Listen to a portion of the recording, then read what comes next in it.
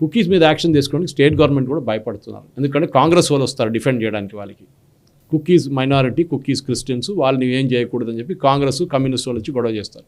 So ఇప్పుడు బిరేన్ సింగ్ గవర్నమెంట్కి ఒక చాయిస్ లేదు. ఇప్పుడు క్లియర్గా వీళ్ళు చెప్పేశారు. స్టేట్ గవర్నమెంట్ ఆఫీసెస్ బంద్ చేసి పడేశారు.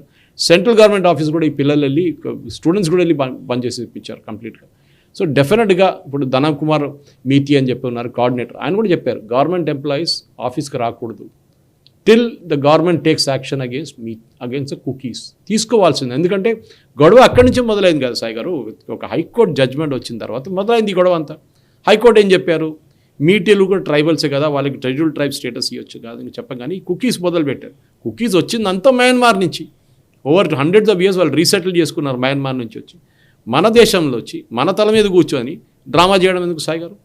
మన రోహింగ్యా కండిషన్ లాగా అయిపోయింది. ఇది కూడా బంగ్లాదేశీ లాగా అయిపోయినారు. అక్కడేమో హిందువులు చంపుతున్నారు, ఇక్కడ బంగ్లాదేశ్ వాళ్ళు మీద చేయి పెడితే ఇక్కడ గొడవ. కాంగ్రెస్ వాళ్ళకి దమ్ము లేదు మాట్లాడడానికి వాళ్ళు దీని గురించి.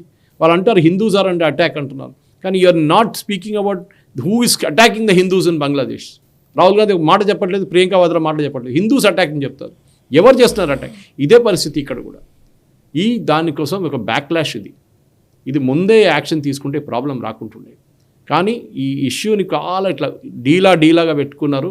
పోనీయండి యుఎస్ ఏమంటారో, కాంగ్రెస్ వాళ్ళు ఏమంటారో, పార్లమెంట్లో గొడవ ఎందుకని చెప్పేసి కంటిన్యూస్గా ఏదో వెళ్ళిపోతుంది ప్రాబ్లం అనుకున్నారు. నరసింహరావు కాన్సెప్ట్ అంటాం దాన్ని, డోంట్ టేక్ అ డిసిషన్, ఆ ప్రాబ్లం వెళ్ళిపోతుందని నరసింహరావు గారికి ఒక స్ట్రాటజీ ఉండే. కానీ అట్లా నడవదు సాయి గారు. ఎప్పుడు డెఫినెట్గా అకాడమిక్గా స్కూల్స్ అని తెరవాలని చెప్పి already they appeal for it, Manipur students federation చెప్పారు.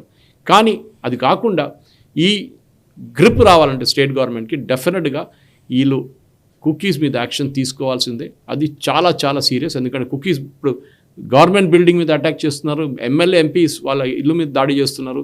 అది కాకుండా ప్రజలు మణిపూర్లో ఉన్న ప్రజల మీద, that especially Meitei community, Hindu community మీద దాడి చేసి వాళ్ళని చంపుతున్నారు. దాని మీద యాక్షన్ తీసుకోవాల్సిందే. I think what COCOMI is doing is a very good thing.